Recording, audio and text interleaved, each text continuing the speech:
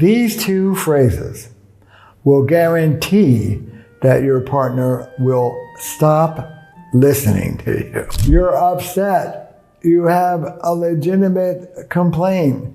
You open your mouth and you say, "Oh no, don't say it." You always do this. You never listen. And just like that, you're done, baby. Wall up, arms crossed. Whatever issue you had, the way that you said it made it virtually guaranteed that you will not be listened to. Here's the deal. A functional move in a relationship is a move that functions. It gets you what you want. What does that mean? It empowers your partner to come through for you and give it to you. Think about that. A functional move in your relationship is a move that empowers your partner to give you what you want. A functional move with a car is a move that makes the car go. A dysfunctional move is a move that makes the car stop and sit there. Okay, what's going to empower your partner? Telling them what they're doing right, building on their strengths, and making a request of what they could do better are all your best shot at motivating somebody.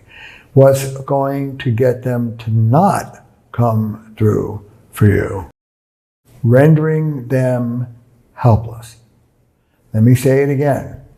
Functional moves empower your partner to rise to the occasion.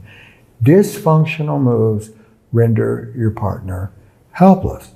The more helpless you render your partner, the dirtier the move, and the more they're either going to defend, attack, or wall off. But you are not going to get what you want. Here's what happens. There's a specific trigger, right? You don't get upset about the pattern. You get upset about this particular occurrence. I leave the milk out of the refrigerator and it spoils. I'm busy, I'm running, I'm sloppy. I'm not the most thoughtful guy in the world. And there's me being sloppy and leaving the milk out. That's the particular occurrence. If Belinda stays with that particular occurrence, Terry, you left the milk out and it spoiled. We had a contract. You were going to be more orderly and careful as a role model for the kids. I want you to apologize to the kids and acknowledge what you did. They didn't have cereal this morning, and go to the goddamn store and get some milk. I can do those things because they're specific and particular. I can make repair about this one specific occurrence. But is that the way it goes? Well, on a good day, but not always. And I'll bet it doesn't go like that for you. Here's what we do. We jump from a particular occurrence into trend. Now we're thinking about the whole relationship. You always do things like leave the milk out of the refrigerator. You never live up to your commitments. You are a big slob, just like your father. And there we are. The usual escalation goes from the particular into trend. You always, you never. Particular, I can do. Apologize to the kids, acknowledge I was sloppy, not a good thing I want to model for them. Go get more milk. Done. Repair. Trend. What can I do about always and never? You always do shit like this, Terry. You never listen to, okay, I'm feeling pounded into the ground. And we move now from particular occurrence to trend, always and never, to character. You are just a selfish slob, just like your dad. Great. Now what am I supposed to do? Go into psychoanalysis, here's a quarter, I'll call you after 10 years, and my character is transformed. When you move from a particular moment, first of all, could you please include a solution? Here's what I didn't like. Here's what I would like. Would you please try that for me, with humility, subjectively, with love. Come on, man. We said we weren't going to be slobs for the kids. I know you're busy, I understand, but could you try it a little harder? That I could do. When we move into criticism about always and never and the abiding pattern, and this is just who you are, I mean, what am I supposed to do? The more disempowered I am, the further I am from being able to do something to make this better, the more I give up, the more I resent, the more I hate your guts. People don't like being character assassinated. People don't like being told what their always and never issues are. Keep it humble. Keep it particular. So here's an actual concrete skill, and it takes discipline. I call it staying particular.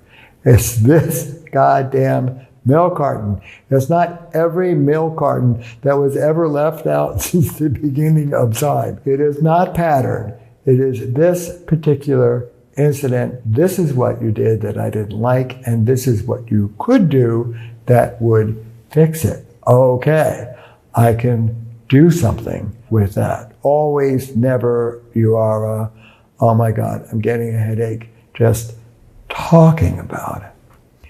Stay particular. Now look, there is a place, I'm not stupid. Of course, there's a place to sort of look over your whole relationship. I'm the one that most often gives in and says, I'm sorry. I would like that to be more 50-50. I'm the one that initiates sex. I would like a more vibrant partner.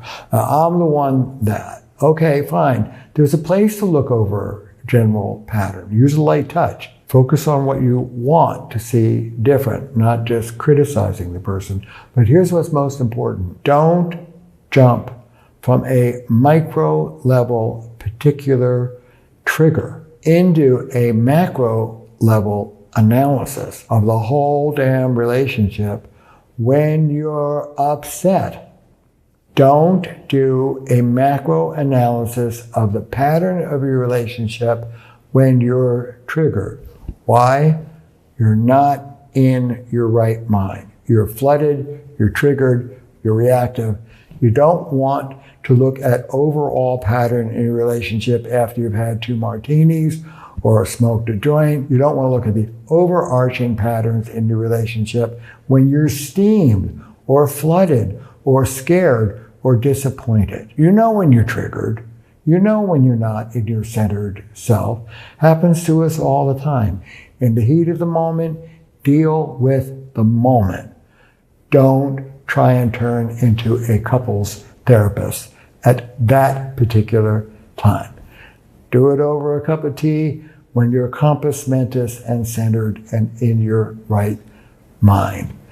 When you're triggered, stay with the particular incident. This is what happened. This is what you could do to make it better. Always, never, your overarching pattern, who you are as an imperfect character later. Now, go fix the milk. Drop that always and never and see what happens.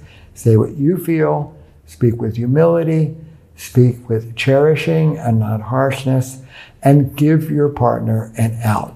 This would make it better. Go get more milk. If this has been helpful, hit the button below and subscribe to this channel. There's more advice where that comes from. Let go of always and never, particularly when you're hot under the collar. Stay with the thing that's bothering you and offer a way home. Take care.